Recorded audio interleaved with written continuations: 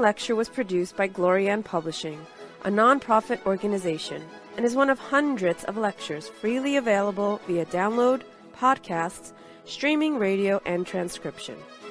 These lectures range in topic and complexity in order to address the many needs of humanity. We invite you to browse our library of lectures, books, courses, and articles to find teachings that suit you. Through the support of donations, Glorianne Publishing has published 40 books, hosts international retreats several times a year, offers free online courses, and many other valuable resources, available to anyone worldwide.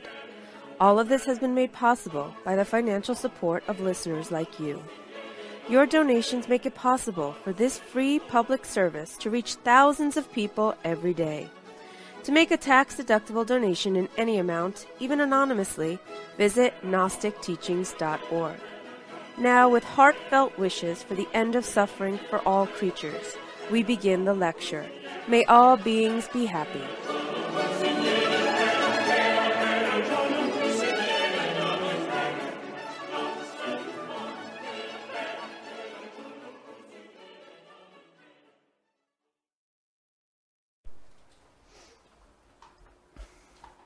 In the Greek mysteries,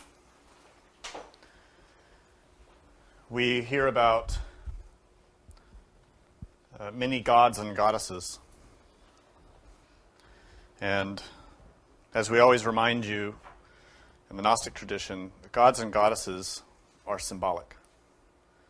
They represent forces and intelligences that operate in nature. It's a mistake for us to study the scriptures and mythologies of any tradition and study them literally. To read about the gods, the heroes, as if literally they are a person, or literally lived the stories and experiences that are related in the mythologies. All of these myths and stories encode symbolic truths. So in the Greek mysteries, one of the core symbols is Gaia,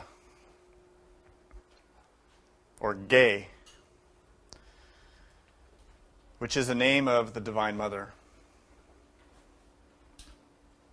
Gaia is Mother Nature, or the planet Earth.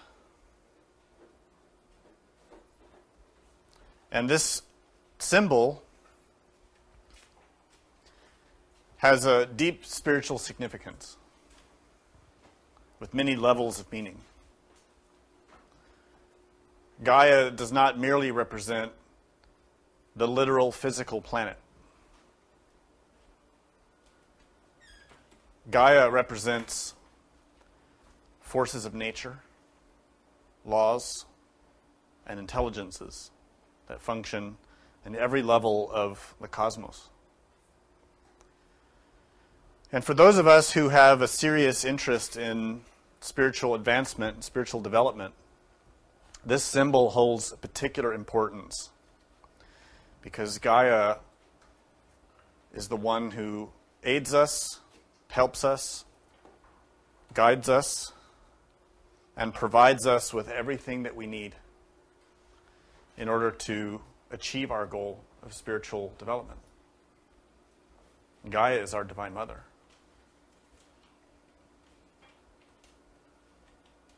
Unfortunately, humanity has forgotten its mother. We in this so-called modern age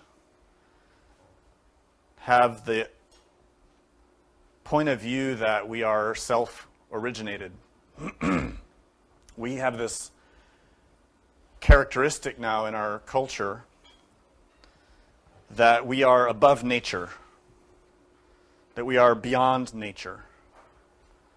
And we carry ourselves and live our daily lives as though we don't need nature. Somehow we have come to this point of our history, of our civilization, where we trample nature. In fact, we tend to avoid it. And when we study our day-to-day existence, we can see that humankind on this planet has steadily been distancing itself from its mother. When we see our so-called advanced civilization with our so-called advanced technology, the further we go, the more we supposedly increase our advancement, we are also increasing our distance from our mother. Nowadays, it is rare for us to touch the earth,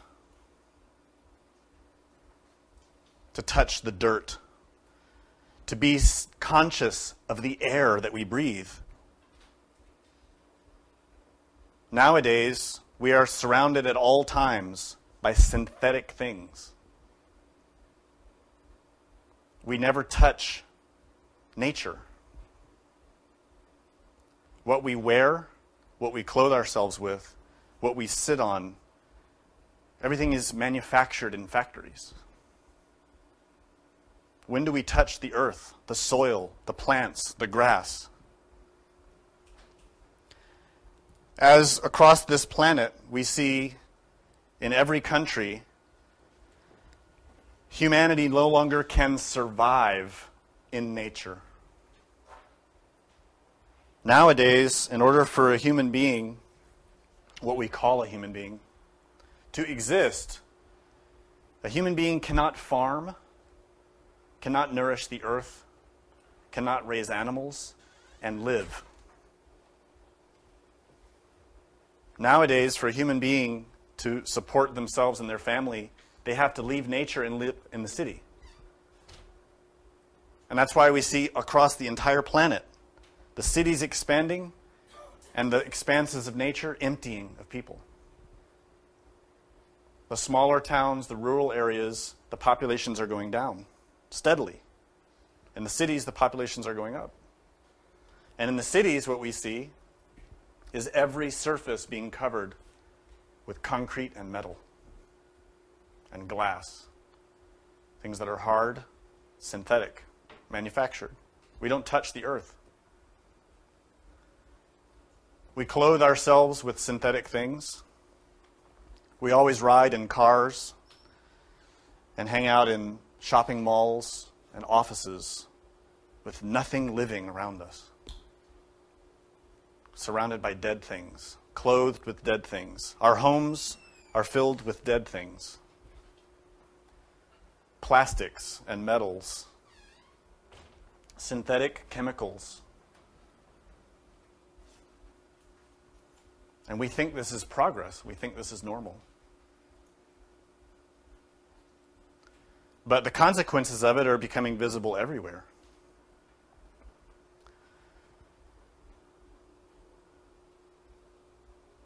Gaia, the mother goddess, represents the forces of nature that give rise to all life. Everything that is alive comes from her. In the ancient Orphic hymns, we find a beautiful hymn written to Gaia, and I'll read it to you. This hymn is about 2,300 years old. It says, O Mother Gaia, of gods and men the source, endowed with fertile, all-destroying force, all-parent, bounding, whose prolific powers produce a store of beauteous fruits and flowers, all various made, the immortal world's strong base, eternal, blessed, crowned with every grace, from whose wide womb, as from an endless root, fruits many-formed, mature, and graceful shoot. Deep bosom, blessed, pleased with grassy plains, sweet to the smell and with prolific rains, all flowery daimon, center of the world, Around thy orb the beauteous stars are hurled with rapid whirl, eternal and divine, whose frames with matchless skill and wisdom shine. Come, blessed goddess, listen to my prayer, and make increase of fruits thy constant care. With fertile seasons in thy train draw near, and with propitious mind thy supplicants hear. So in the Greek mythology, Gaia represents nature. Not a person, but nature as a whole. But you see, nature is an intelligence. Nature is not stupid. Nature is extremely complicated and very beautiful and terrifying. Nature is a force that is far beyond our comprehension. As proud as we are of our civilization and our accomplishments, we scarcely understand nature. We don't even understand the nature of our bodies. We barely understand what it means to be alive.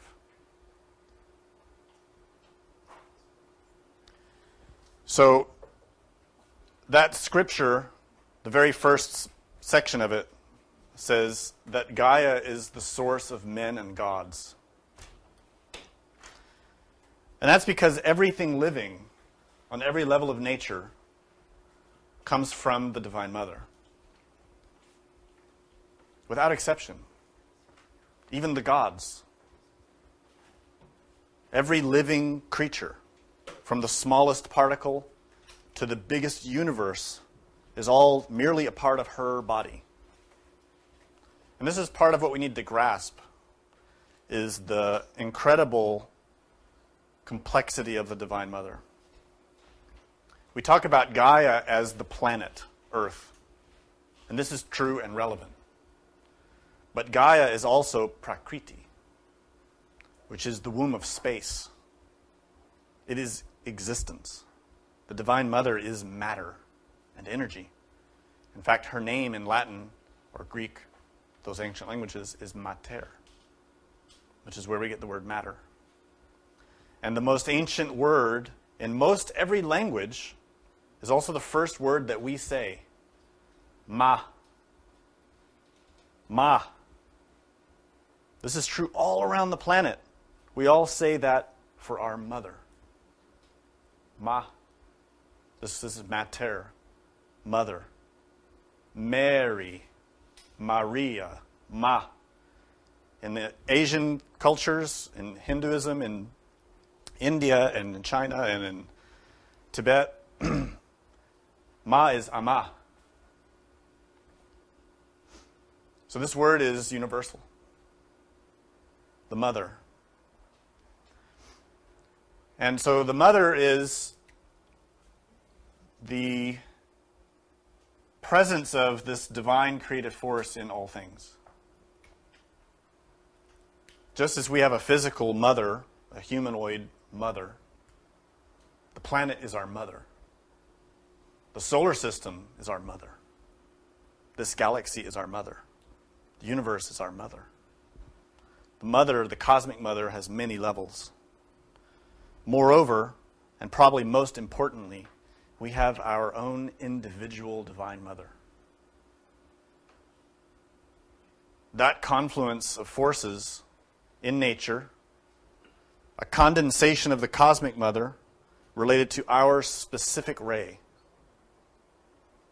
In other words, our innermost being as goddess. She is our mother, our own Gaia.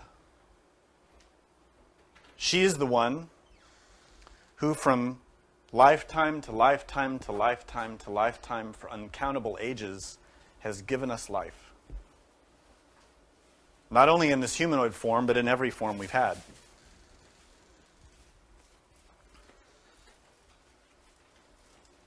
We have a divine mother who is the same one for eternity. And yet, who among us has seen her face or knows her name, has smelled her scent, has heard her laugh or heard her cry? We have, but we have forgotten because we have our consciousness asleep. Our own individual Divine Mother is a particularized aspect of the Cosmic Mother. In the same way that our ray, our innermost being, is a particularized aspect of the cosmic being. The drop of water is but part of the ocean. In the same way, our being, our Divine Mother, is a portion of the universal aspect. There is a relationship. There is unity and multiplicity. There is identity, and there is the communal aspect. We need to understand these distinctions so we don't get confused. Ages ago, when life particularized itself into this planet we call Earth, Gaia, the Divine Mother, organized nature in her womb, and this planet was born. And this planet is also a Divine Mother, born from its own mother. And on this planet Earth, we find abundant life, hugely complex, far beyond our comprehension, with many, many levels of life. Not only physical levels, but multidimensional levels. All of that existence is a vast system that is highly organized and has a specific purpose and goal about which we have no idea. We've come to the stage of our civilization where we think nature exists just to please us. That nature is just our sandbox, here for us to use or destroy as we will. And again, the evidence for this is everywhere. But as a fact, nature has a purpose, it has a function. It isn't just a random accident in nature. The planet has a function, has a purpose, and so does every creature on it. Everything is organized, but beyond our vision, beyond our sight.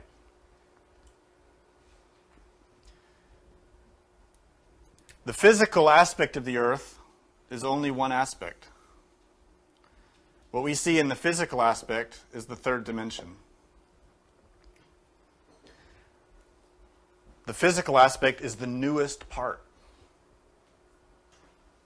The physical planet, that which exists in the third dimension, has not been here very long relative to cosmic time. It's relatively new. That's millions of years to you and me, which seems like a long time. But in the time scale of the Divine Mother, it's not much. Previous to the planet being in the third dimension, it was in the fourth, the fifth, the sixth, and beyond. When we study the tree of life, the Kabbalah, we see that the Sephiroth descend in a scale of increasing density. And those Sephiroth represent how energy descends and crystallizes into matter and gradually becomes denser. So as the energy descends from the womb of the Divine Mother, it becomes more and more dense and more complex. Past ages, this earth was only in the fifth dimension. And then it moved into the fourth dimension, which is called Eden. And then from Eden, it crystallized into the physical world. This is over unthinkable measures of time. Measures of time that we can scarcely comprehend. But that crystallization of matter and energy all serves as a vehicle, vessels that channel forces. You see, when we study how the energy descends down the tree of life, down through multidimensionality, we see that the purpose of that is so that the descending ray of consciousness can know itself. That ray descends into greater degrees of complexity in order to manage more and more complicated laws, in order to gain wisdom. So that having reached that limit, it returns back upwards, wiser, developed, having accomplished something. The purpose of that descent and ascent is for that primordial virginal spark of consciousness, which emerges from the Ein Sof, the Absolute, or the Prakriti, to descend into nature, to perfect itself, and to become an angel, to become a god. This means that that ray of light descends from above into the abyss, is born as a god, and rises back up. This is the universal cosmic drama of every religion. This is the story of Christus, Christ, Baldur, Thor, Odin, Heracles, Apollo, all the great gods, in all their unique ways, represent this myth of how a spark of consciousness descends into a shell, into an embryo, to be born, to die, to resurrect, to become another sun, another star, another universe, according to its level. So what we see then in nature are waves and waves of sparks emerging out of the absolute, like the waves of a great ocean. But those waves are coming out of the womb of the Divine Mother. They are waves of life, spontaneously bursting forth from Gaia's cosmic body. And those life sparks crystallize into matter and emerge as minerals.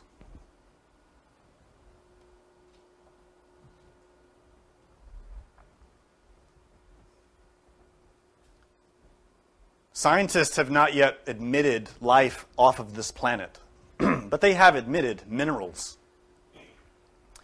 But they haven't really brought together different avenues of their modern science, the quantum and the physical. Physical scientists or astrophysicists who study extraterrestrial planets and cosmic bodies readily admit that there is an abundance of mineral life in the universe. That, in fact, the universe teems with it. Minerals, all types of elements, everywhere. But those materialistic physicists or scientists have not yet understood what the quantum mechanics have been saying and what spiritual physicists have been saying for centuries, which is every particle is alive. Every particle has life. Every existing thing has matter, has energy, and has consciousness. Everything. In its level.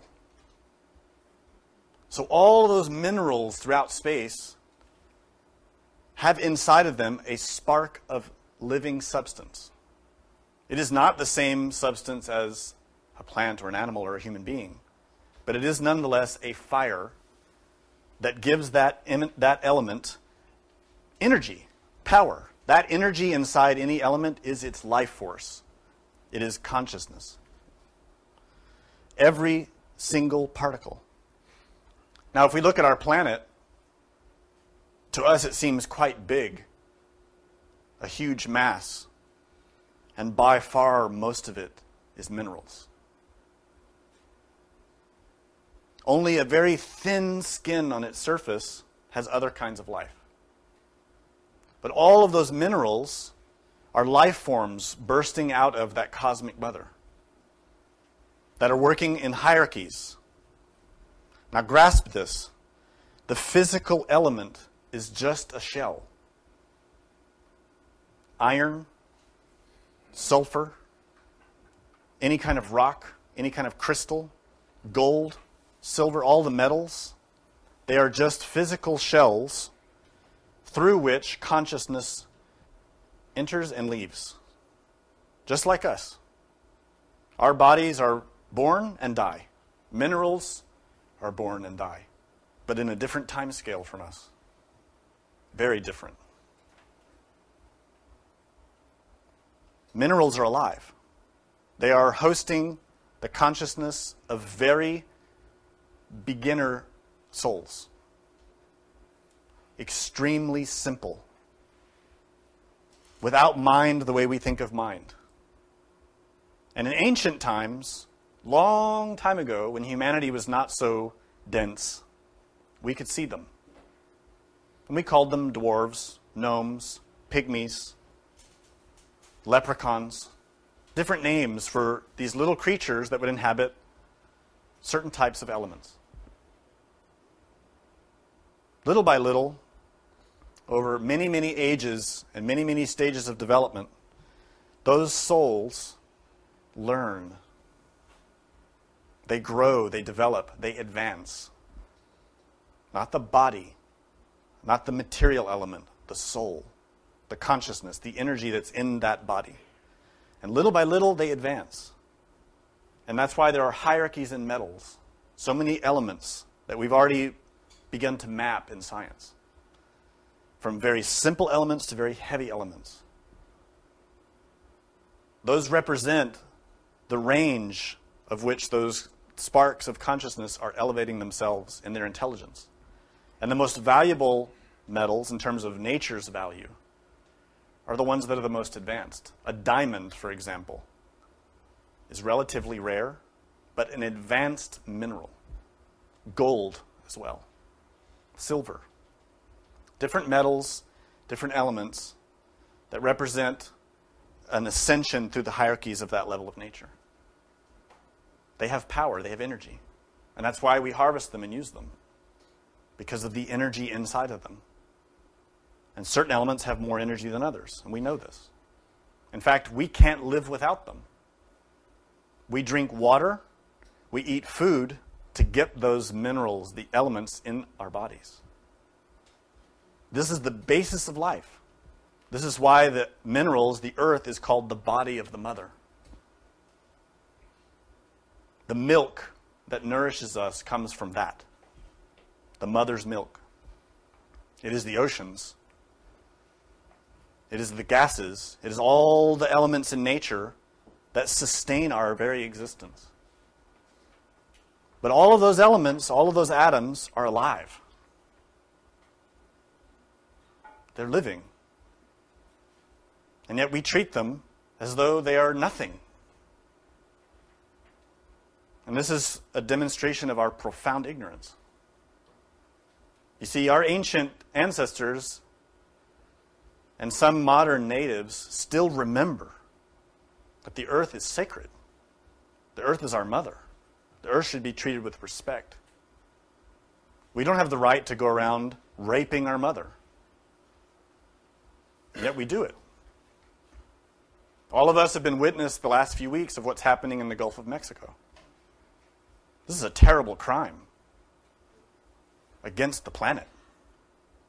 What is the extraction of oil? It is sucking the life blood out of the planet. Just as our physical body has blood, so does the planet. That blood is oil. We have punctured a hole in the body of the earth, and the earth is bleeding. Why have we done that? Well, we like to blame the big corporations and the governments for it. But the only reason they're doing it is because we want to drive our cars. We want to buy more plastic. We want the things that that oil makes. It's our fault. The companies are only doing it because we're paying them to do it. We, as a humanity, are raping the earth.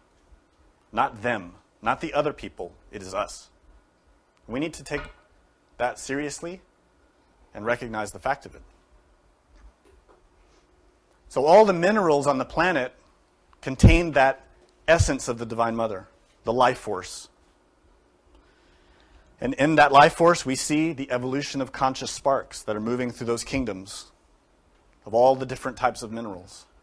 And when any essence, a consciousness, that spark of intelligence gains enough knowledge in that kingdom, it's granted the right to graduate, to be initiated into a new kingdom, the plant kingdom. What emerges out of the soil? a superior life, a more complex life.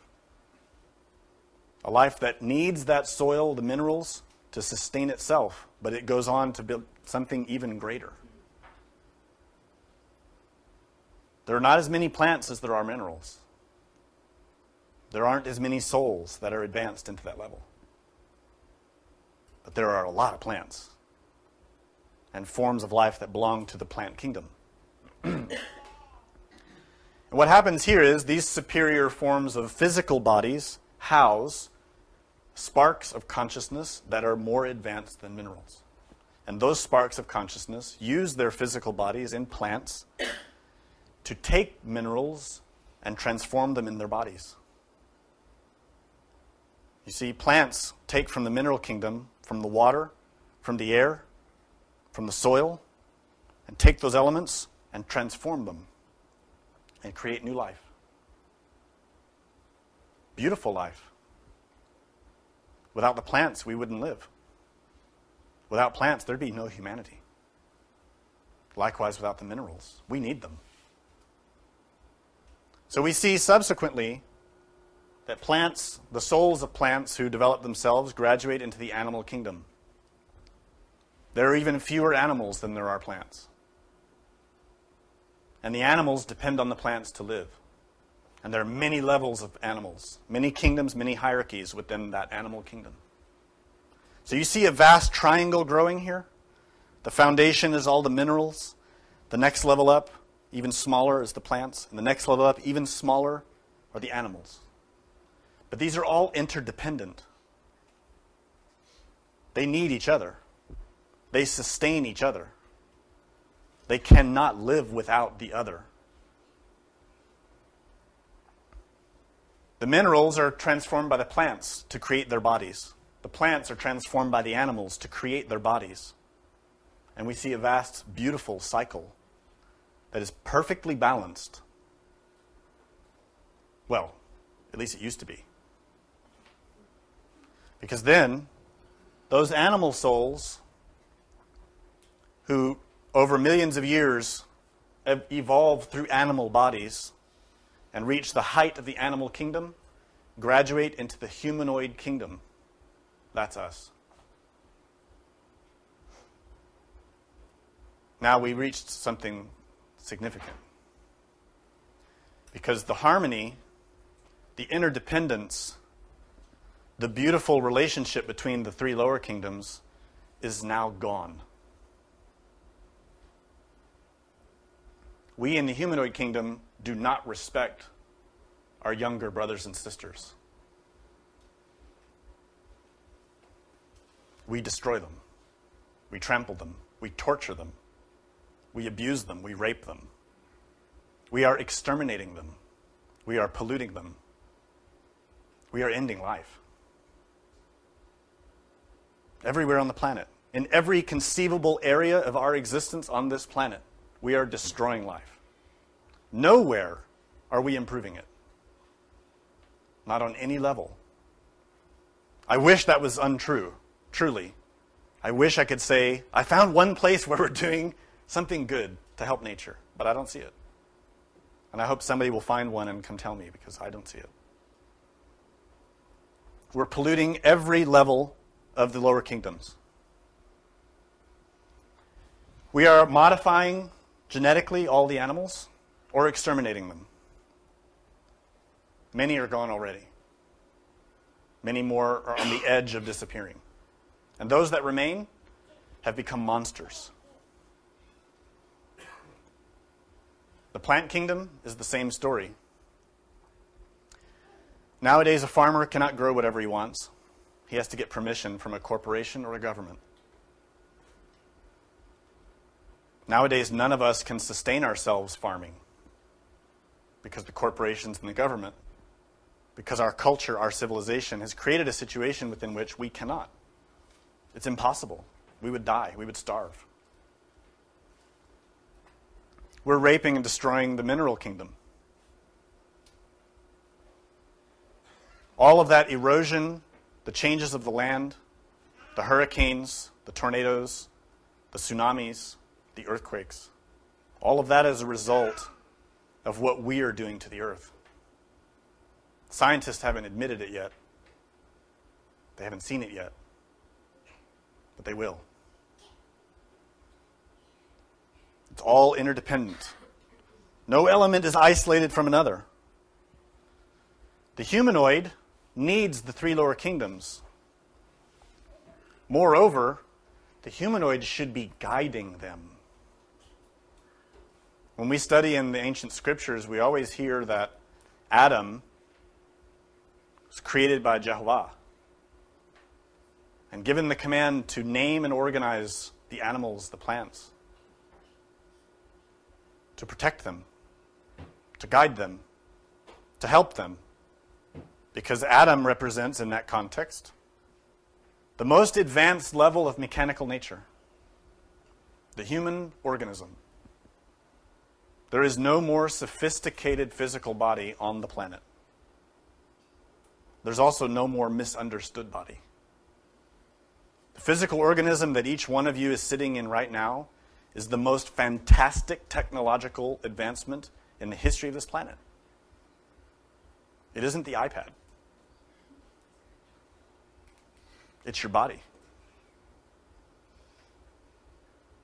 The physical body is an incredible machine. It is not you. That which is you is your soul, your essence, which has been evolving up through these kingdoms for millennia. That's right. Every one of us was an animal. Every one of us was a plant. Every one of us was a mineral. And you ask, how come I can't remember? Well, you can't even remember your dreams last night. You can't even remember what you were doing last week or where you were last month. You can't remember your childhood. How can you remember what happened before that? You can if you awaken your consciousness. If you work with the techniques to restore those memories, because they are there in your soul. This is why the Buddha Shakyamuni related the Jataka tales. Hundreds of stories about his previous existences as animals, as plants. And he was not the only one to relate those stories. It didn't only happen to him. It happens to every soul. That's how nature functions. This is a well-known fact in many traditions called transmigration, or with other names. Nonetheless, those essences evolve up to the humanoid kingdom and receive a body like ours. But the soul, the mind, is still an animal. We receive the humanoid body in order to develop ourselves into human beings. But unfortunately, we have maintained the animal mind. So all those instinctive behaviors and desires and automatic mechanical reactions, we just have made them stronger. We have an intellect, true. But the vast majority of the rest of what constitutes our identity is animal. Anger, lust, desire, envy, jealousy, pride, greed, gluttony. To kill or be killed. That defines us. We would like to say it's something else, but look at our civilization. What is running it? It is to compete, to conquer, to kill the other guy before he kills me. We take that approach in every way of life, in business, in religion. Those are not human values, those are animal values. Nonetheless, the humanoid body is the most advanced machine on the planet. It has capacities about which we have scarcely dreamed. And that's because, as we look at these kingdoms, we see that in each level, each of those bodies of minerals is a womb within which a soul is emerged to become a plant. And the plant bodies are a womb within which souls emerge to become animals. And those animal bodies are likewise a womb of a cosmic mother within which souls perfect themselves in order to advance into humanoid bodies. Therefore, this is why Samael Aun Weor stated, Humanity is a womb. But what will come from that womb? Humanity, all these physical bodies, are shells within which something is growing. But what is growing in us? Are we behaving like angels? Are we managing this planet the way angels would manage it? The way masters or gods would manage it? Are we managing this planet the way the cosmic mother would have us manage it? Do the angels, do the gods live their moment-to-moment existence in order to satisfy their desires? In order to feed their lust and their greed and their envy? In order to make others afraid? In order to dominate? In order to conquer? In order to steal? Or to be intoxicated or drunk? Do the angels behave in those ways? Animals do. Not real human beings. A real human being is a master. A real human being is one who has mastered the human organism, has conquered it for the benefit of everyone, not just himself. Our master is an angel, a Buddha. A Buddha is one who is awake, has the consciousness awake, knows their innermost, knows their divine mother, knows the laws of nature, and knows how to command them. This is what a master is. A master doesn't seek to feed their pride, to become a big shot, to be famous, to be recognized, to get money, to get power. This is not what a master wants. A master wants to guide others and help them to come where he is, to have serenity and peace, to be at harmony with the laws of nature, to advance the whole, to bring his family to the light. You see, all these kingdoms are our brothers and sisters. They are our family. They are our mothers and fathers, our children. But we treat the plants like they're not even alive. We treat the animals as if they don't feel anything, as if they are just a carcass that walks. We don't understand that an animal and a plant and a mineral have emotion, consciousness. They perceive, they feel, they think in their level. They are alive. And the difference between us is not as great as we arrogantly believe. So you see, the purpose of all of this hugely complex and sophisticated life that is flowing on this planet in this moment, all of it is flowing upwards into the humanoid kingdom, into us. What do we do with those energies and forces? What are we using them for? To dominate our neighbors? To kill each other? Everyone loves to praise this civilization, but what is it built on? Everyone loves to praise the United States and claim the United States is the greatest country in the history of the world. But no one realizes that the United States was built upon the death of millions of natives and on the backs of slavery. No one wants to recognize that the modern countries throughout the world are built upon exploitation and corruption. And anyone who's worked a retail job or a minimum wage job knows the truth of it. That is not life. To work and have nothing is not life. It is slavery. This whole planet and all the forms of life on it are this great pyramid of living things. But we are not the pinnacle. The humanoid organism is only a step. I'm sorry to shatter your illusions about humans being the greatest thing in the world. They are not. The humanoid organism is a vessel. That's all it is. It's a vessel. You won't have it long. You might have it for a few more days. You might have it for a few more months or years. No one knows.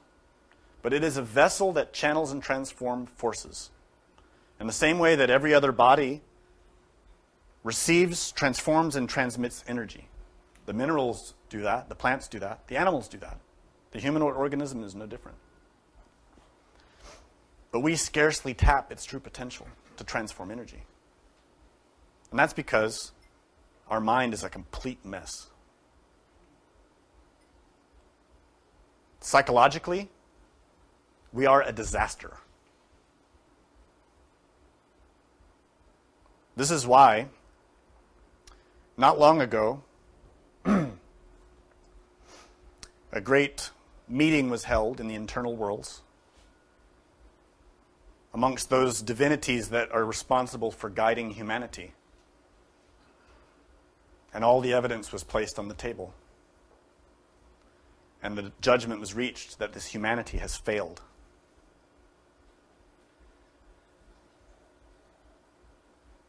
And so the times of the end are upon us.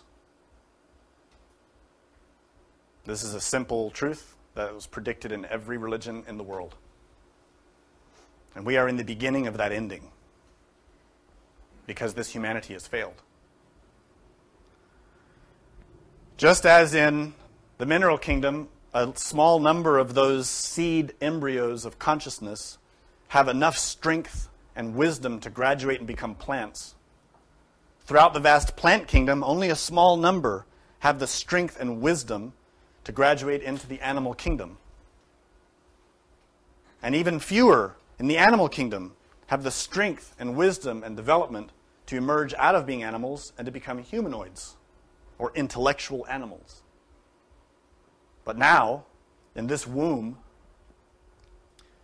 very few have the strength and the wisdom to stop being animals and to become angels. True masters. Very few. Most of the seeds in humanity are already lost. Too corrupted, too degenerated. So nature, the Divine Mother, in her great love for all living things, will reabsorb them by means of one of her faces, which is Kali Ma, Durga, Persephone, Hecate, the Divine Mother Death, who's in charge of the infernal worlds, what we call hell. And she will take all of those fallen, failed seeds and recycle them, purging them of all their impurities, and so that one day they can try again, many thousands of years from now, when they've become pure again. That is what hell is. This whole planet is already sinking into it. You see, when those forces descend down the tree of life, things become more complicated. At the very heights, at the absolute, at the Ein Sof, at Keter, life is very simple. It is one, united. It is God. And level by level down the Sephiroth, life becomes more complex. 3 laws, 6 laws, 12 laws, all the way down until we get to the physical world, which should have 48 laws modifying existence in the physical world. And you can still feel that simplicity of life if you get out of the cities. If you go out to the country, things feel nicer, simpler, not as complicated. But when you come to the city, it's very complex, very confusing, very heavy, very dense. And that's because the laws are sinking lower, below Malkuth, into the abyss, where every level of hell, it gets worse, more and more dense, more and more complicated, because all of those pressures are there to purify the souls, to purge them. So everything that we think is so good and wonderful and admirable is sinking. nothing will remain. Nothing. What will happen is that out of this huge womb of humanity, a few seeds will be given the granted right to be initiated into a new level of life. Not every seed. It isn't a right that every soul gets automatically. Because to go to this next level, one escapes mechanical nature. One moves into conscious nature. To truly become Adam, a man made into the image of God, who can command the plants and the animals and the minerals, who can create life, who can organize life, who can help others. That is a master. That is Adam. That is a real human being.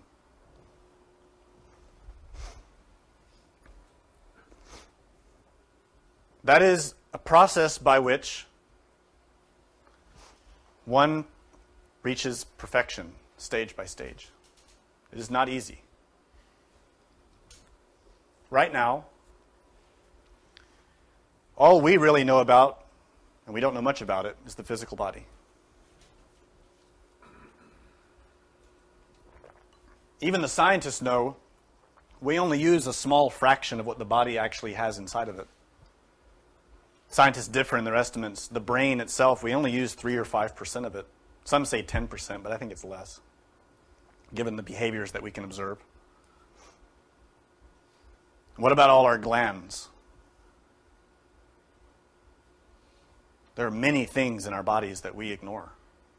Many powers, many abilities. And we've heard stories that some people have learned how to use them, because you can learn how to use them. So our physical body in Kabbalah is called Malkut. This means the kingdom.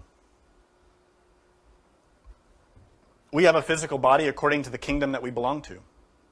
All of us have humanoid bodies. We're in the humanoid kingdom. Our own Malkut is humanoid. Not human yet. And this body has its physiology. It has a spinal column. It has 3 nervous systems. It has a very sophisticated and beautiful arrangement of organs and systems that receive energy, transform energy, and transmit it. But we have no control over it. Everything in us is happening automatically, mechanically, without any awareness or intervention on our part.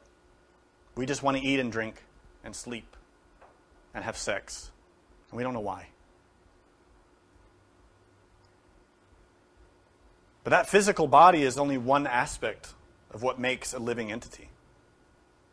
The physical body exists because it has a vital aspect, what we call the vital body, the body of energy. It can be called the ethereal body, or the body of chi, or prana. This is the body that the acupuncturists work on, or people who work with qigong, they work with this body. It is a body of energy that empowers the physical body. These two cannot be separated in terms of existence. The physical body and the vital body are really one with 2 parts. Now what's interesting here is, I told you before that life was descending through dimensions. The vital body is in the 4th dimension. It is not here in the 3rd dimension directly. It's multidimensional in the sense that this energy is what's empowering our physical body. If you've ever felt your arm or leg fall asleep, you're sensing a separation between the 2 aspects, vital and astral, or vital and physical. When an amputee has an arm or leg removed, they still feel their arm or leg. They're feeling the vital body, which is still there. The vital body is in the 4th dimension, what we call Eden. This is where all of our energy and forces are. Superior to that, in the 5th dimension, we have an astral body and a mental body, related with Hod and Netzach on the Tree of Life. The emotional body, the astral body, is related with our emotions and feelings. It's related with the heart. The mental body is the body of thought, related with the brain, the mind. And above this, there is what's called a causal body, or the body of willpower, the body of consciousness. Conscious will. Unfortunately, none of us have these yet in their full form. We have the shadows of them, the embryos of them. Throughout the process of our evolution through the three lower kingdoms, nature was elaborating these internal bodies for us. Our soul, our essence, the spark of consciousness, is an extraction from the Sephira of Tiferet. It is conscious will, but simple. And that spark, when it first emerges into nature, is given lunar mental body, astral body, vital body, and physical bodies. These are gifts from nature. Divine Mother says, here are the vessels you need. The vehicles you need. This is your mind, your heart, your body. We call them protoplasmic because they are a modification of forces in nature that are given to us. They do not belong to us. Over the course of millions of years, that essence inhabits its protoplasmic bodies and takes physical bodies and gradually evolves as a mineral, as a plant, as an animal, until eventually it gains the right to enter the humanoid kingdom. That humanoid, you and me, enters into a humanoid physical body with these ancient protoplasmic bodies, the gifts of nature, that carry all of our memories, all of our history, all of our knowledge in them. Well, at least that's how it would be if we were an innocent humanity, the way we were in the Garden of Eden when we first emerged into humanoid bodies. But we are not an innocent humanity anymore. We discovered desire. We became entranced with power, with lust. And over the course of thousands of years, we created the ego and infected these protoplasmic bodies with all of our karma. You see, these protoplasmic bodies are vessels for our soul, but these bodies are our mind. What we think, the thoughts we feel, are flowing from our protoplasmic lunar mental body. The emotions, the sensations in our heart that we feel are flowing through our protoplasmic lunar astral body. The energies in our body, the instincts, the drives that we feel are flowing from our lunar vital body into our lunar physical body.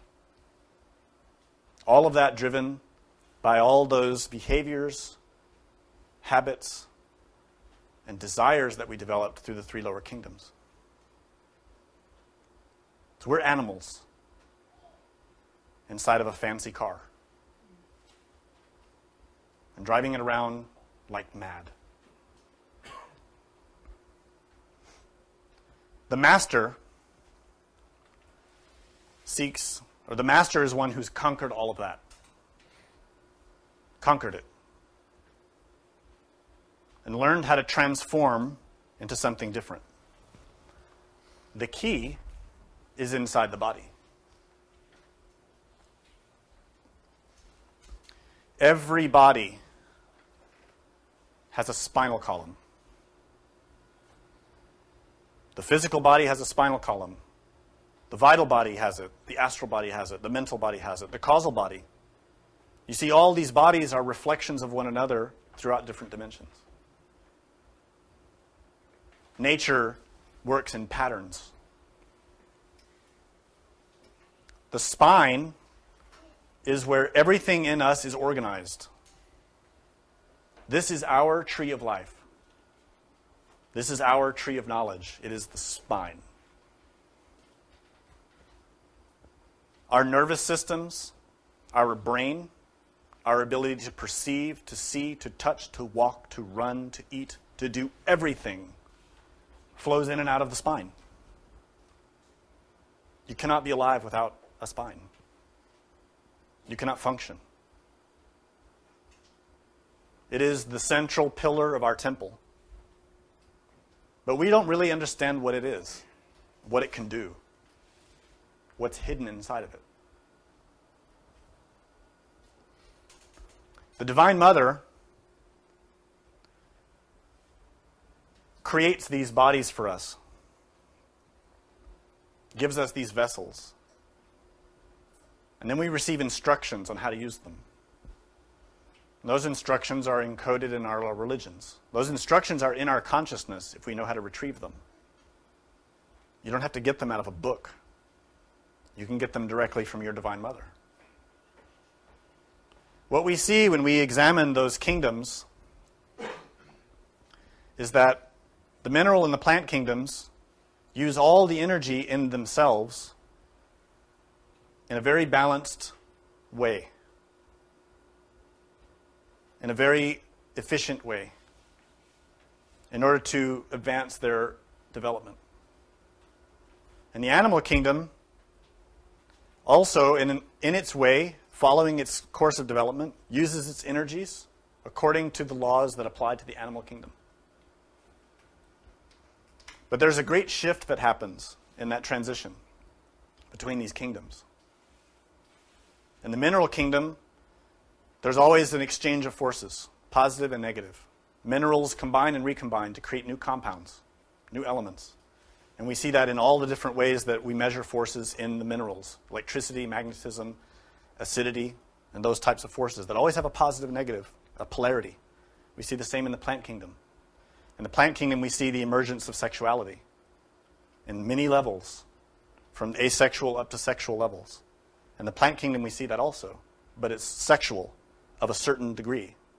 So we see throughout these kingdoms sexuality that begins with very simple plus and minus and advances through more and more sophisticated forms of combinations until we reach the humanoid kingdom.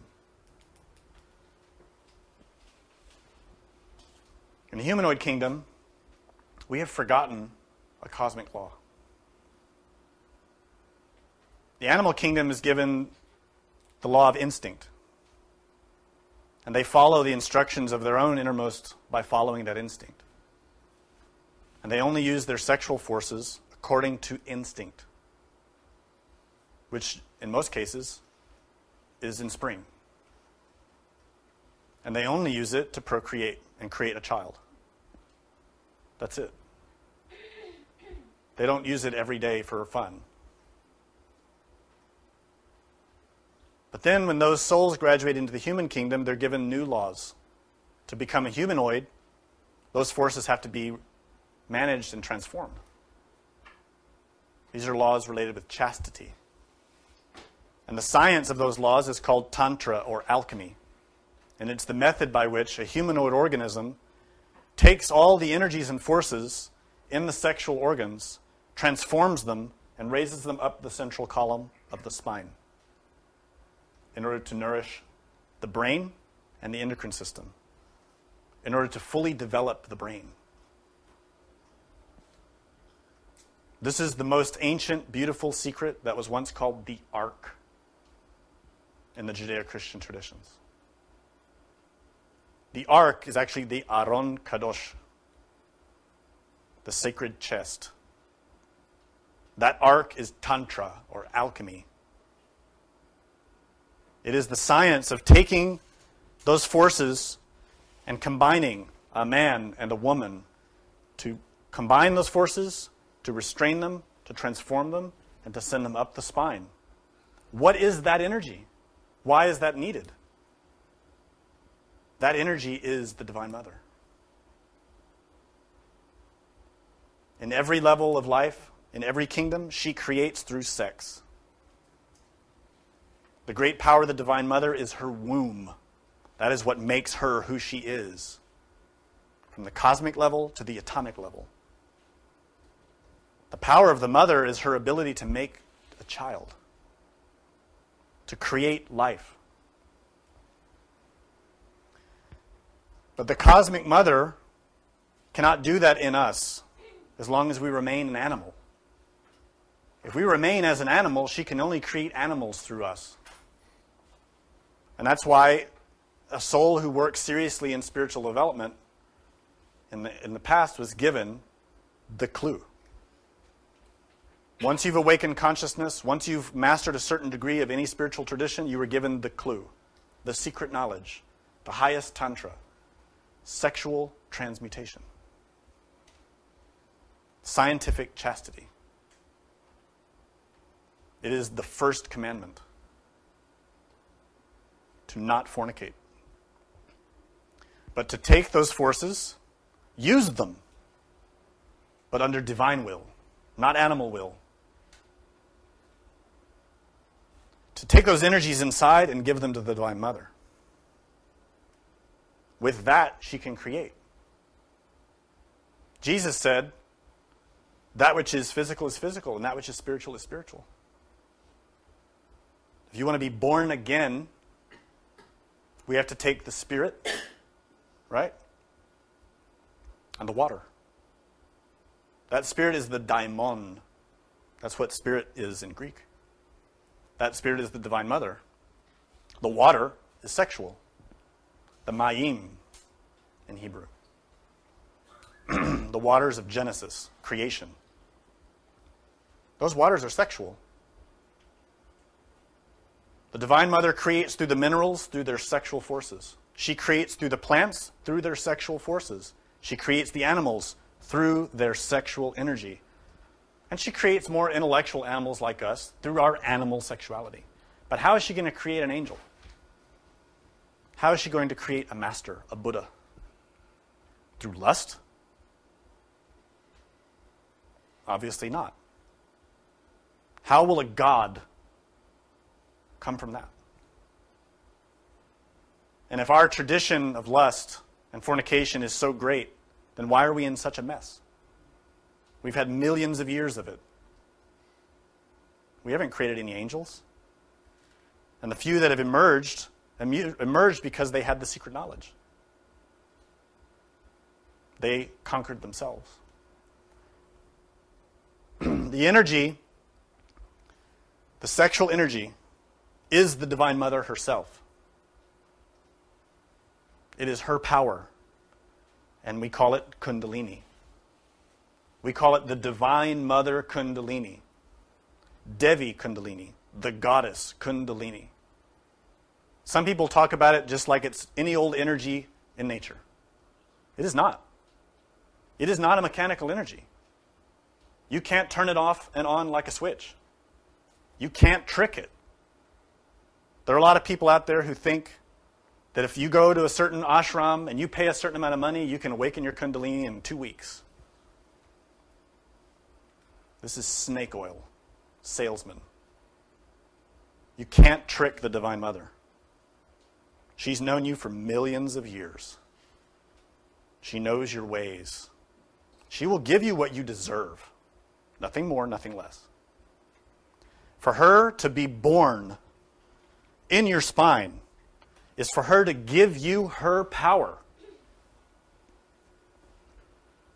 Can you imagine that?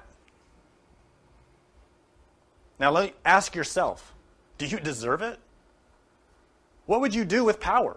If you were given divine power with your mind as it is now, what would your mind do with it? Feed its lust? Feed its pride? Make itself out into a big shot? Try to be famous? Try to get power in the world? Try to get money? Yeah, that's exactly what we would do with it. Why would the Divine Mother give us that power when we've proven that we're not interested in helping the planet, helping her, helping our brothers and sisters in the other kingdoms? We want to kill them all. We want to conquer them. We want to eat them. We don't care about anything but our desire. So why would she give us that? And yet there are thousands of books and groups and schools who teach you that you can awaken your Kundalini and get all this power being just the way you are. Well, I'll tell you a secret. You can get power. And it is related to Kundalini, but it is inverted. Remember, all the forces of nature are polarized. Polarized energies. So just the same way that she can rise up the spine, she can flow down it. That downward flowing energy is the tail of a demon. That's why they're shown with tails. It is their animal power active and alive. You can have that easily. Very easy. Simple as reading a couple of books, learning a couple of techniques, and you can instantly start working with those powers.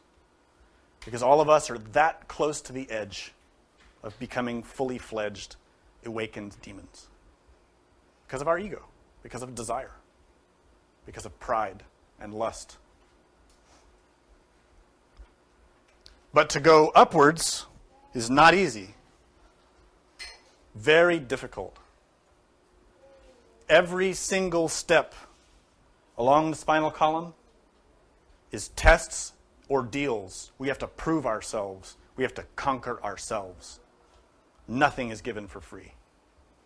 Every single vertebrae represents tests, psychological tests, tests of desire, tests of pride, tests of lust and fear and envy and gluttony and greed and all the elements we have within. When we pass a test, we can receive that force. And step by step, we raise the 33 degrees. You've heard about the 33 years of the life of Jesus, the 33 degrees of the Freemasons. Those are symbols of the steps that we have to walk up the spine, taking that energy back to God, purifying ourselves of all of our animal elements. To enter that process, you have to be with a spouse. A single person cannot do this, because a single person cannot have a child. A single person cannot engender a child or give birth to a child. It takes a couple. As above, so below. The angel is born of chastity, Tantra. And this is why in the ancient traditions, the most secret, holy symbol of every religion was a couple united in sexual union. Even in Christianity and Judaism, which they deny now, but the evidence is there in the scriptures. You can learn about it in the Gnostic websites.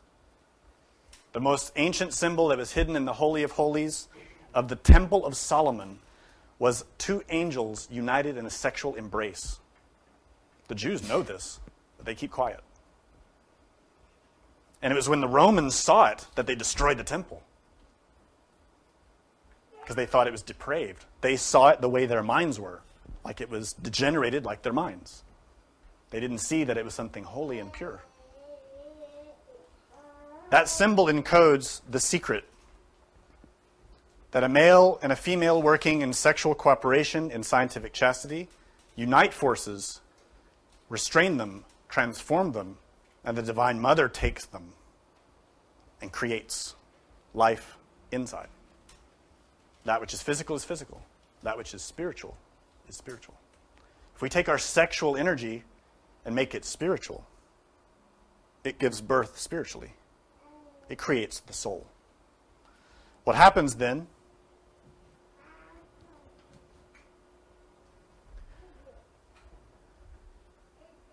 by passing the ordeals, by satisfying the test that the Divine Mother provides to us, little by little we raise the force of the Kundalini in the spinal column. We awaken the chakras along the spinal column. We awaken all the hidden powers of a real human being. In other words, we begin to return to Eden, to restore our place where we fell from. There is a spine in each body. There's a spine in the physical body. When that energy reaches the top, we receive an initiation, We graduate into a new level. It's the initiation, the first initiation of major mysteries. The Kundalini, or the serpent of the physical body. In that moment, a connection is made in our soul, in our spirit. And our innermost, our being inside, becomes a master.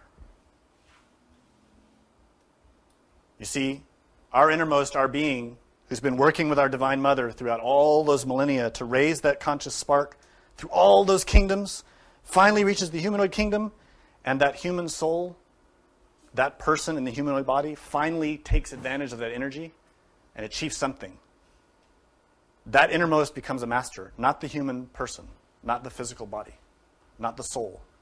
The innermost becomes a master, our master, inside. The innermost becomes a master. This is our Atman, our Chesed, our inner Buddha. But that's only the beginning.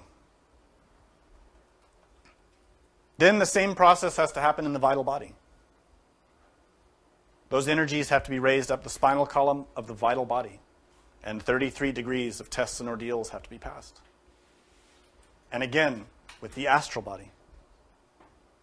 And again, with the mental body. And again, with the causal body. 5 serpents. Have you ever seen a Buddha with 5 serpents over his head? That's the meaning. There are 5 serpents related with these bodies. There are more serpents than that. But for our discussion today, we're talking about just 5. The reason is, the person who's managed to raise those energies of the Divine Mother in themselves and reach the 5th initiation of major mysteries becomes a master proper. An actual master. Not a complete master, but a master that's beginning. Because that person has raised the forces of the Divine Mother to illuminate their physical body, to illuminate their energy, to illuminate their heart, to illuminate their mind, and to enforce and sustain their conscious will. This person has the Divine Mother inside. This person is a child of the Divine Mother, finally. This person in the internal worlds is a Buddha, an angel, really. But is not done, because the ego is still alive. You see, this whole process is hard. There are a lot of challenges, a lot of ordeals, but this is not about eliminating the ego. That comes next. This is only about returning to Eden and creating the soul. In other words, in each of these serpents, we transcend the protoplasmic bodies. Especially in the top 3, Hod, Netzach, and Tiferet.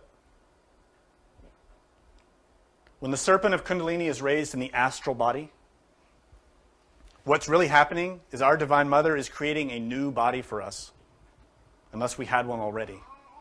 She creates a solar astral body.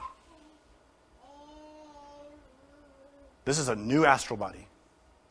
This, esoterically, an initiation, is the first appearance of Christ.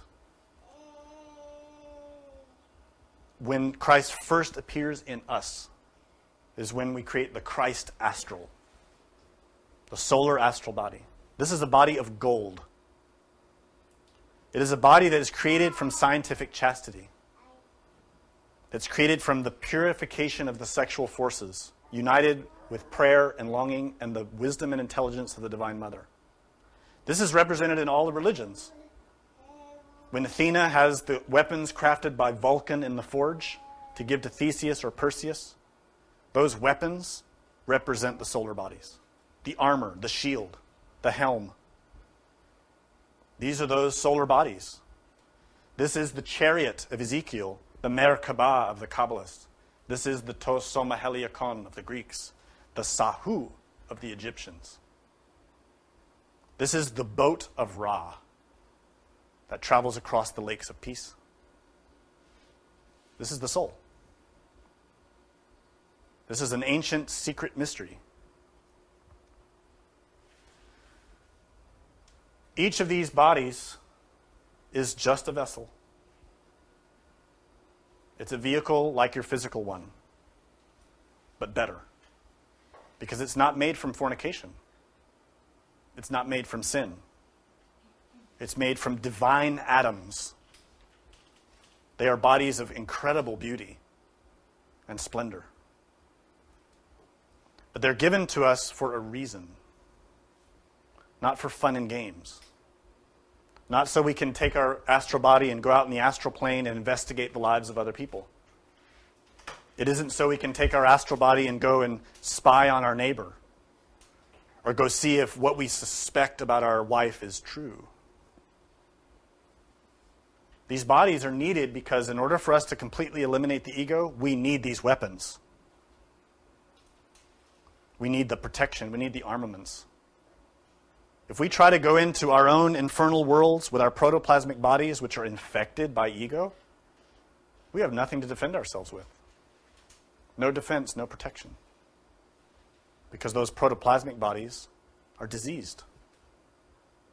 The solar bodies are perfect. Well, on their way to perfection.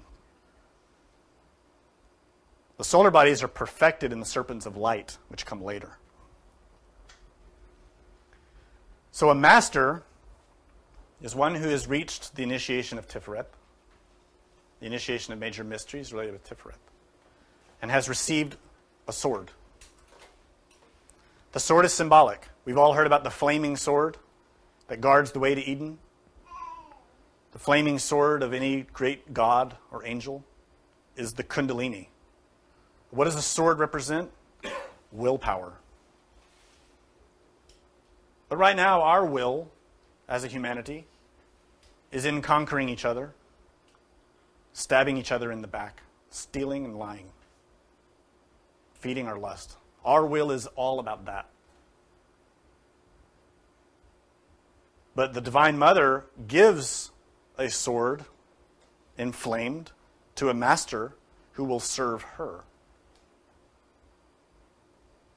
who will become an exponent of the divine will. That is that sword.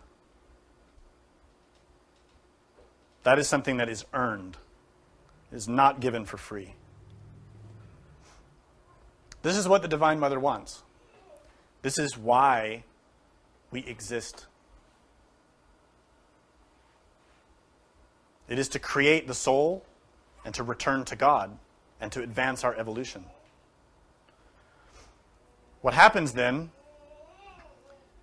when you're working in this process through these initiations of major mysteries, you're transcending the mechanical laws of nature.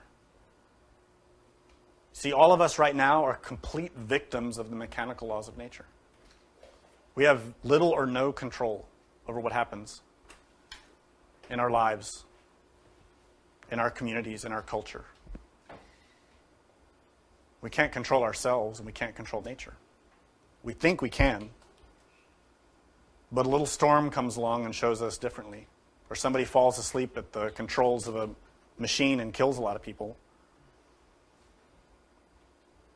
Or destroys an area of nature from negligence and foolishness.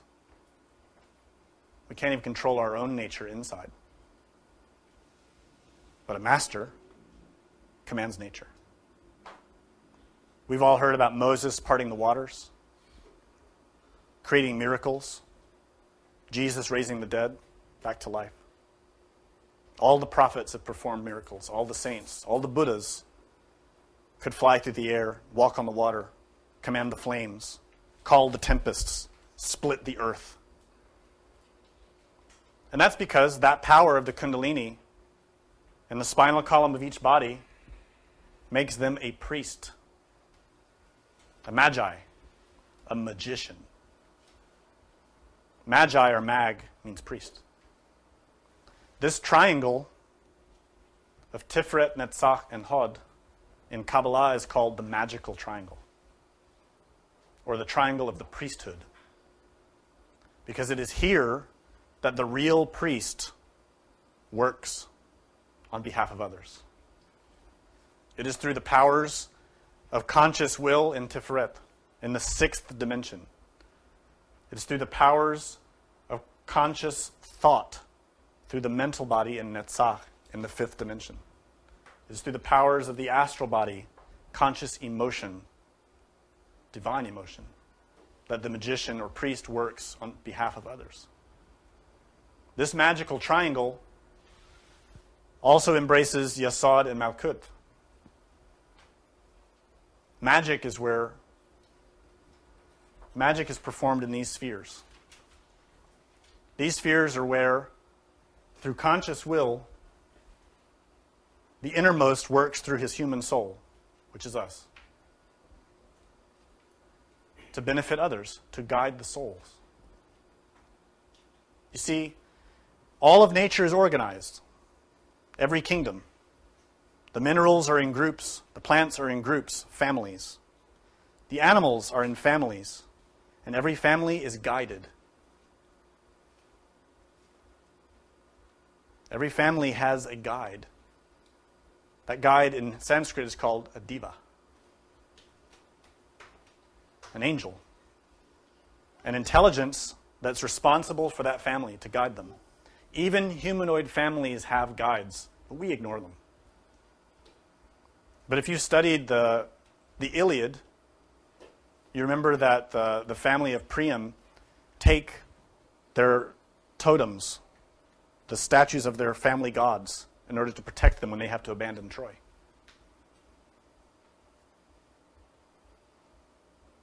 Right? Those symbols, those statues represent the guardian angel of that family. We all have that. Our families have it, and we as individuals have it. But we don't listen. We persist and insist on following our foolishness. And our guides, our guardians attempt to help, but there's a limit. Cause and effect is still the law.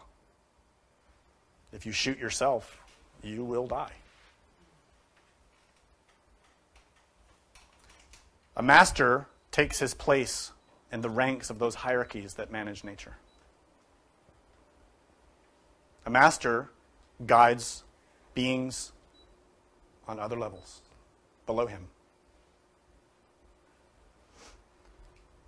Your own innermost, your own being, may have relations with certain kingdoms. And if you achieve the degree of mastery, your being will place you in a certain position in order to help other souls.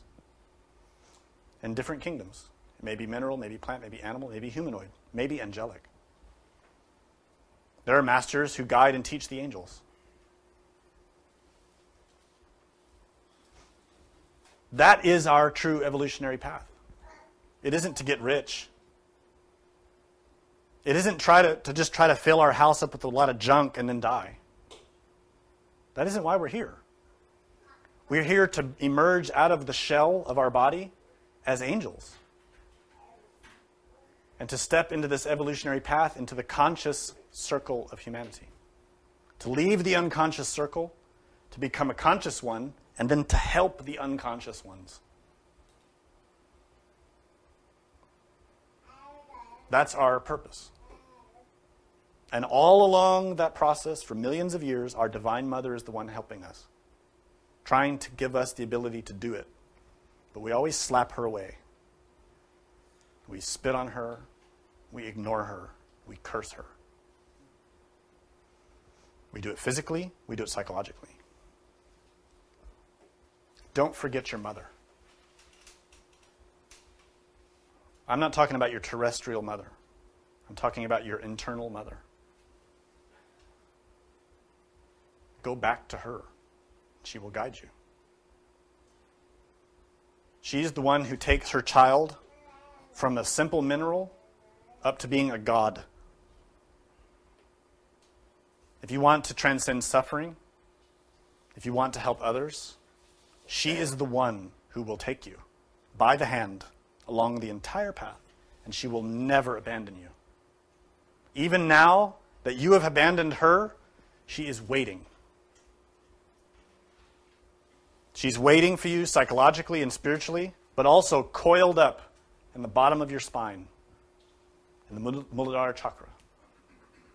All of her potentiality is coiled there, waiting for you to awaken her. Do you have any questions?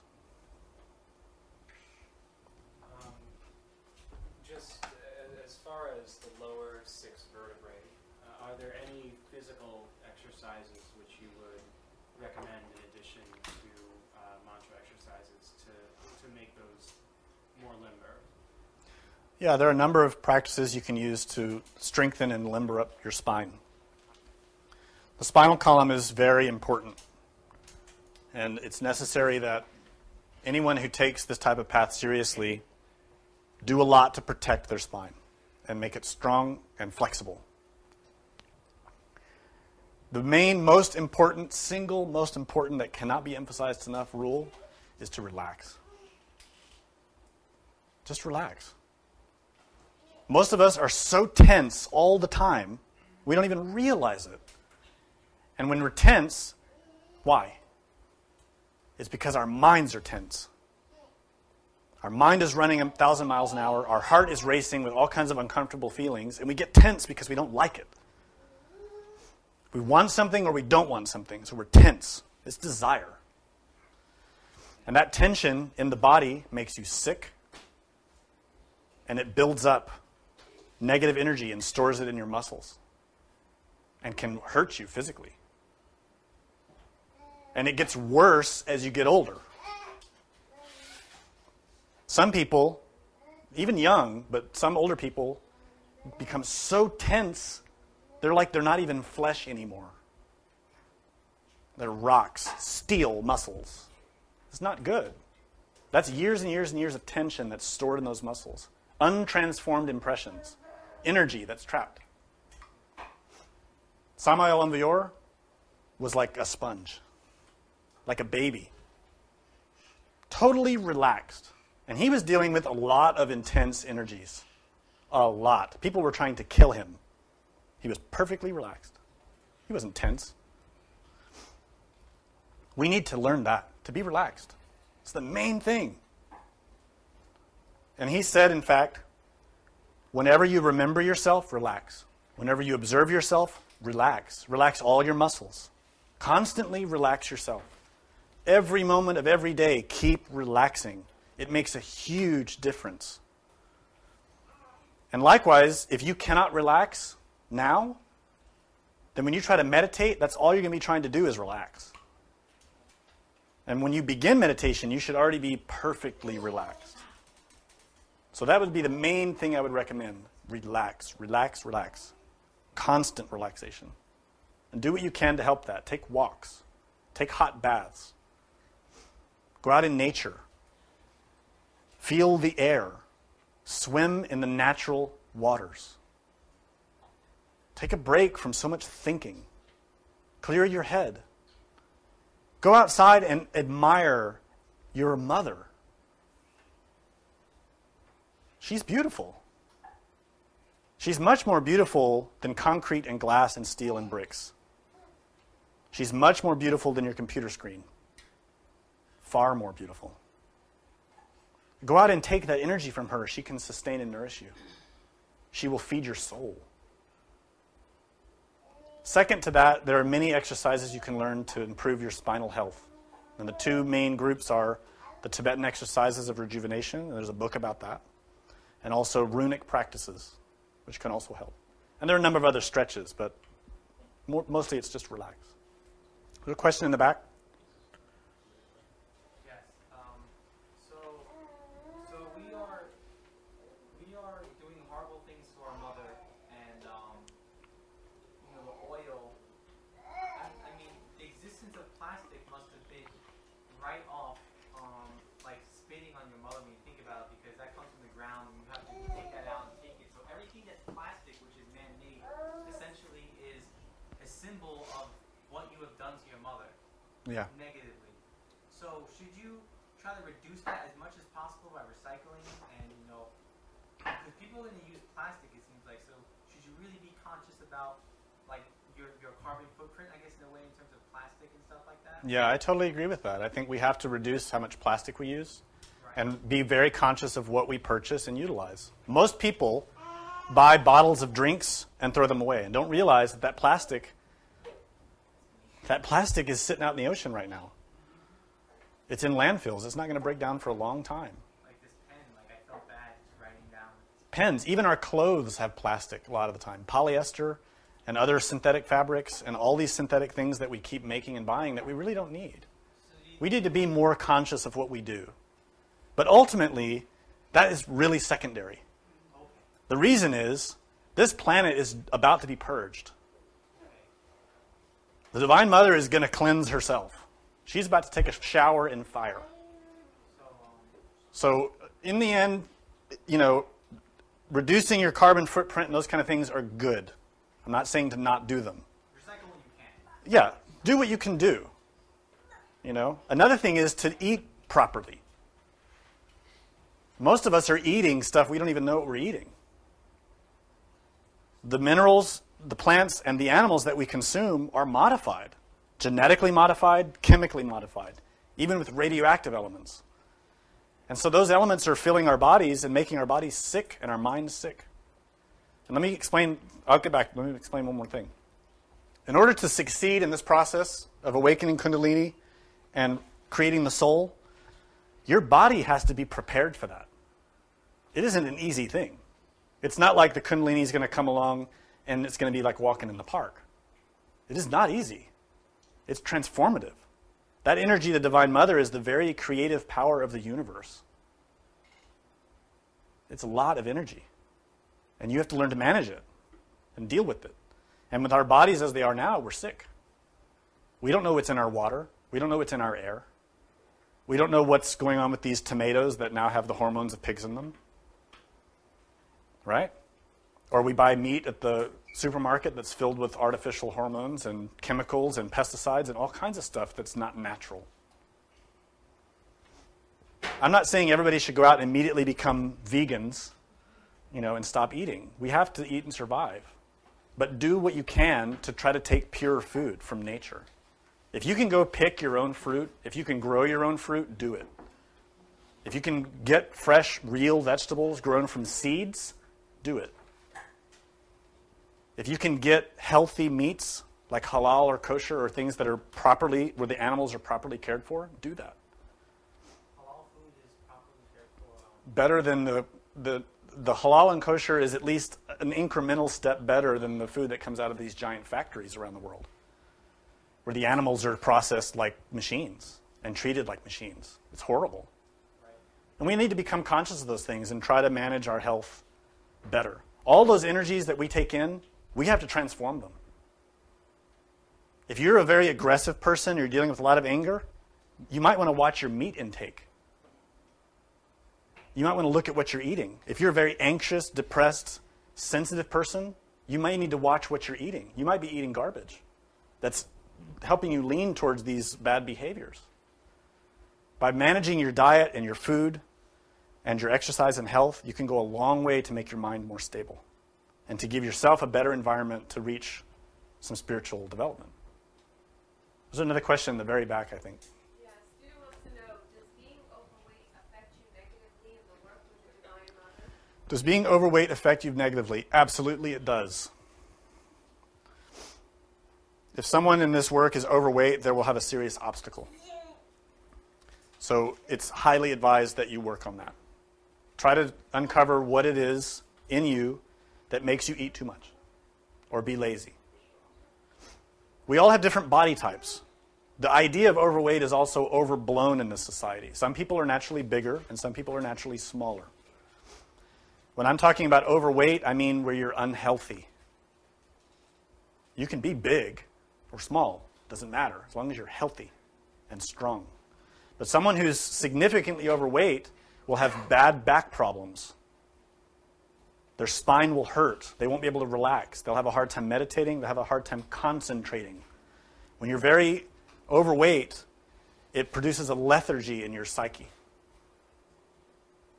and gluttony becomes a big problem, and laziness. So those are significant issues you have to look at. Another question back here? Yes, sir. You alluded to 48 laws that are in operation in the lower planes. Could you explain those? Sure.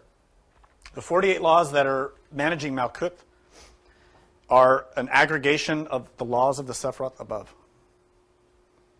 So when you study how the laws of nature function through the tree of life, it makes perfect sense. It's not like you can say law number 1 is the law that you can't park here. Or, it's not like that. Those are the mathematical equation that is the combination of all the spheres above in Malkuth. So there are 9 spheres above Malkuth, right? But it's 1 law, 3 laws, 12 laws, 24 laws, like that. And all those added up equal Malkuth. There's a few lectures that explain. It's quite simple. But you would include gravity as one of those laws. Gravity is relative to the physical world, yes. But you can't, I don't think, in my experience, that you can limit a law to saying it's gravity. Yeah. Because similar forces are at work in other planes where you don't have 48 laws. Laws that are like gravity, that function like gravity. Because gravity is a force of attraction, of magnetism. We experience it in a certain way here, but if you go to other dimensions, there are similar laws. So basically, the laws that we study, they are just the Sephiroth inside other Sephiroth, basically. Yes? Have you ever heard of those scientists who can create an element but can only last for a few seconds? Like have you heard it's The synthetic elements? Yeah, I guess. They can create an element, but it has to be at minus 500 degrees or something crazy. It can only exist for a few seconds. Yeah. They say it exists. The scientists are playing a lot of That's very bad, huh? a lot of experiments. Not necessarily. But doesn't It's not that necessarily bad. consciousness go into that, and then the body of that consciousness is then destroyed? Not necessarily. So if an element is created by, let's say, a scientist, it may not necessarily be inhabited like natural minerals. Exactly. A scientist cannot create life. A scientist can only modify existing forms. The only one that can create life is God. To take elements, put them together, and put a soul in there. Only God can do that. And so when they genetically modify corn or whatnot, those probably are not inhabited by a soul anymore, huh? Since they're modified? They can be. They can be deformed. Nature is very complicated. Everything has life in some form or level, but it's modified. Soul that's going inside it, that has to inhabit those carbon atoms that make that piece of corn? If it has energy, it has life. And if it's modified to function in a harmful way, then it's a negative form that creates a lot of karma. Case in point, atomic energy. One more thing, I'm sorry. When Please. someone destroys an atom, you can destroy atoms. Isn't that destroying the bodies of what these consciousnesses It is. are embodying? So Yeah. Isn't that very bad to destroy It's a terrible thing. The splitting of the atom is a terrible crime. Basically, those are very, very, very bad things. You're destroying millions of atoms. That's right. Destroying the bodies of millions of souls. Not only that, but when an atom is split, a lot of negative atoms are released. Negative atoms from the infernal worlds. So not only is there physical radioactivity, but there are negative spiritual atoms that are split and released. Probably why they're so harmful for us and they're released. The effects of the nuclear and atomic energy experiments is really unimaginable. Samael Aumviro wrote about it a few times, and it's bad, very bad. Is there a question? Yeah, you said that we had a lot of dead elements that we surround ourselves with, and there's a lot of material. With the elements that we've made, it's still matter. Does it still have evolving elemental forces in them? It depends. Every living form has an energy in it, life, right? But there's also dead forms. So a lot of the forms that we work with are dead. They're corpses that we work with. So whether that's atomic matter or material matter, different elements that we combine to make things. And the way we have to look at it is that atomic structures and molecular structures are hugely complex and apply to the tree of life. So as I mentioned just now, when we split an atom, we split a physical atom, right? And we released the energy that was in that atom. It's an enormous amount of energy in one atom. But when that split occurs, a doorway is opened. And that doorway affects not only the superior worlds, but the inferior worlds. The splitting of an atom is not just physical. Because an atom is not just physical. It's matter, energy, and consciousness. So there's energy from above and below that is affected and released. It creates an enormous impact. So similarly, when we're manipulating matter in the world, we're also manipulating matter internally. Right? Like when we have a discussion with each other, we're manipulating mental matter. Right now, we're manipulating mental, emotional, and hopefully conscious forms. If everyone's conscious of the conversation. If someone's angry or irritated or feeling some very negative emotion, then they're affecting very negative forms of matter. Not physical, but internal. So similarly, everything around us is like that. This table has other aspects of its existence, not just physical. And all the atoms in it are like that. It's mind-boggling. But when someone awakens consciousness, they start to intuitively perceive those things. Samael Aun Weor was experiencing those types of things, and he was explaining that when you awaken consciousness in the causal world, you can see the karma of something. You can see the number of atoms in it. You can see the mathematics of it. And not in the intellect, but with the consciousness. It's not hard. It's just something you see there. You see the other aspects. When you see in the fourth dimension, then you see its eternal aspect. You see its progression over time. So that would be, what about when we use elements in the positive sense, as far as, let's say, things we put on our altar? That's not something that we use negatively. We're using it as devotion. How does that other end is supposed to heal? Well, you've identified exactly the key. This physical body is a transformer of energy. And every moment we're receiving energies from our atmosphere, from breathing, from food that we're digesting, from our senses, from our soul, right? A lot of energy in us. And we're transforming it constantly according to our will. What is our will? When we're following our will to feed our lust, all those energies are fortifying and strengthening that lust. If we're taking all those energies and praying sincerely, we're fortifying our soul, our consciousness. If in that prayer we're utilizing an altar or a prayer book or a symbol of God, that symbol, let's say it's a statue or a picture, is part of the transformation of that energy, and it is affected by it, without question. And this is how churches, temples, even your bedroom can be magnetized and become a very sacred place. And you can go into certain places and feel sacred energy. And you can go in other places and feel diabolic energy, negative energy. But nowadays, we're so accustomed to the negative energy, we don't notice it. We like it. We don't notice how negative the energy of many places is because we're so used to it now. A lot of questions in the room. Yes, sir. I'm trying to fathom this model that you have here. You have basically a soul which emanates from deity, and it comes down through these, from the Ein Sof down to the various kingdoms, down into the physical body. Mm-hmm. Now you're talking about a physical process where you're basically effectuating some kind of an alchemical change to the physical vehicle. Well, it's a change that happens on many levels, not just physical. See, the physical body is a... Process then affect the soul. The physical body is the receiver and transformer of energies, right? I don't know if you can see the tree of life that we have back here. Yes. Malkut is the lowest sphere on the tree of life. And all of these forces condense and flow through in and out of Malkut. And we know that because right now we have energy working through us. That's our vital body. We have emotions. That's our astral body. We have thoughts. That's the mental body. We have some degree of will. That's related with our conscious will, our essence. We have spirit, but we don't know about spirit. It's too subtle. So likewise, when we begin to work with the forces of Kundalini, it is a more condensed channel for those similar forces to work. Okay, well, let's pose the question this way. You begin on this work. Along the path, you die. Mm-hmm. The physical vehicle dies. Okay? You then reincarnate.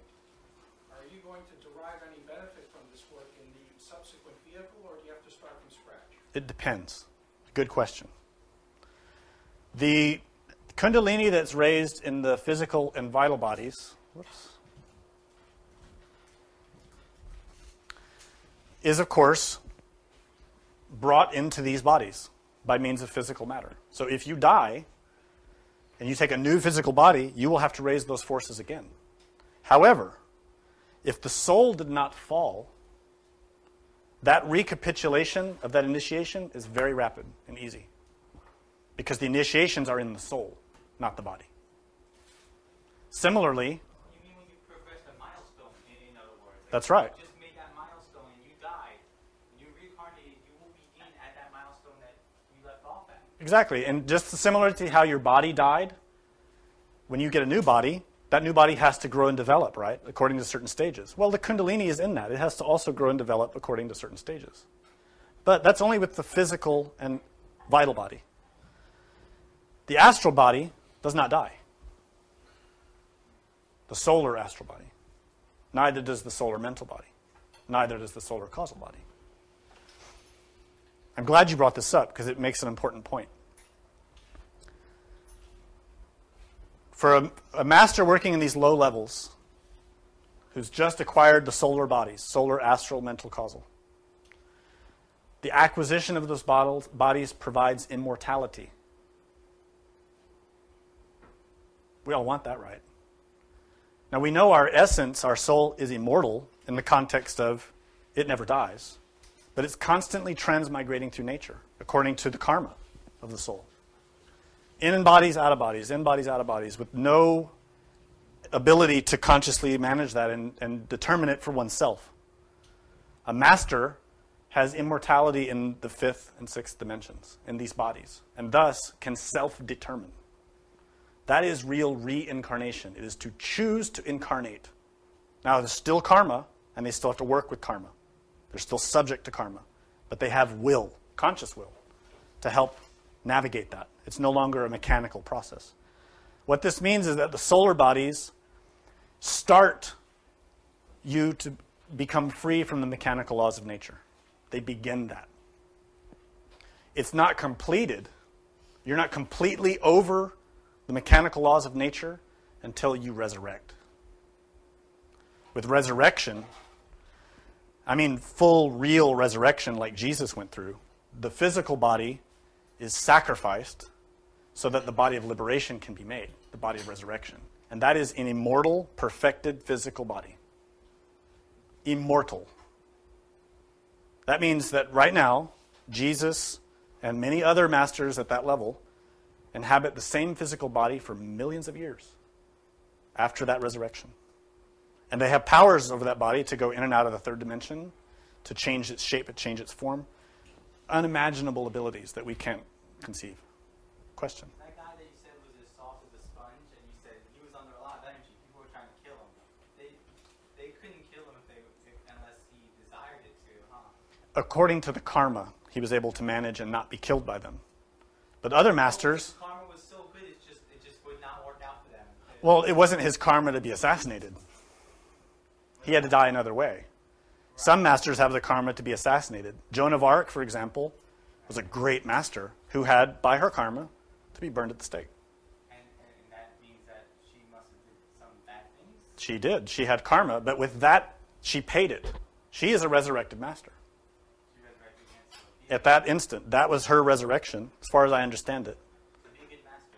Exactly. We have to emulate that example. Don't take that lightly. Yeah, it's a big deal. With going back into nature, how effective is going back to nature with only the brief periods we can go back for retreats and camping? Like I'm thinking with work, you only get about a week of vacation.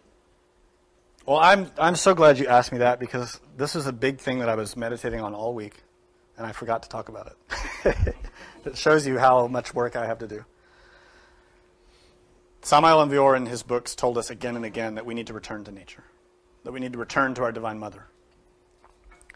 And like many of the things he wrote, it would be easy to take that at face value and read it literally, and interpret that as though we should abandon the cities and go live out in nature and eat nuts and berries. And that's fine. There's nothing wrong with that. But that's not what he meant. And the proof of that is how he lived his life. Samael Aun Weor did not abandon the cities and go live in the jungle like a hermit. He lived in the heart of one of the most crowded, polluted cities in the world, Mexico City. He didn't want to be there. It's not a pleasant place to be. He was there to serve and help people, to serve humanity and fulfill his mission. What he meant by return to nature is psychological. It's spiritual. So yeah, we should take vacations. We should take retreats. We should, whenever we get a chance, go to the countryside, go to the mountains, go to the beaches, and get away from the city and appreciate nature and be nourished and fed. That gives you so much food for your soul to get that influence. But it doesn't mean that you have to abandon the cities and go live in a cave. That age passed. The need for that type of lifestyle, it was in the Piscean era, that passed. And now we have an era of the Aquarian age, which is an area of fraternity, where we have to work together and help each other and be together. Unfortunately, or fortunately, it's in the city. That's where everybody is. So we need to be there. We need to help each other. So yeah, take a vacation, but come back.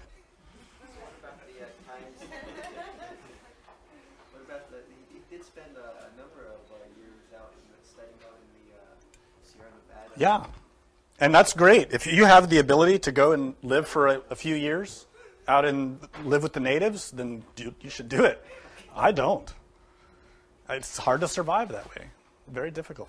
So instead of going with the natives, we should just go on retreats and go to Gnostics. We have to remember too that there are plenty of groups and organizations in the city, farmers markets, and people working in the parks, conserving the nature that we do have in the city. So that's another way if you can. Yeah, there are a lot of resources now that you can change your diet and your lifestyle, and there are tools. Is grown. So There is awareness of it, and there are resources you can take advantage of. It's true. But again, the most important thing is to change psychologically. To change psychologically. Not your physical habits as much. Change your mind. Change how you look at things and how you think about things. That's what's most important. It's not to go home and throw out all your plastic. That's fine if you want to, but it's not going to make any difference to your soul. Your soul needs other things. Yeah, there'll be no lecture next week. There's a break. So be aware of that. So that's all. Thank you.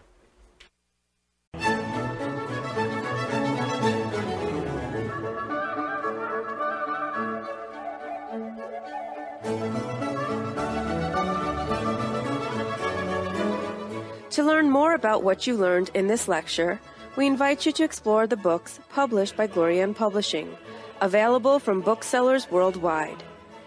You may also be interested in online courses or upcoming retreats, all of which you can learn about at gnosticteachings.org. All of this has been made possible by the financial support of listeners like you. Will you help others to benefit from this knowledge?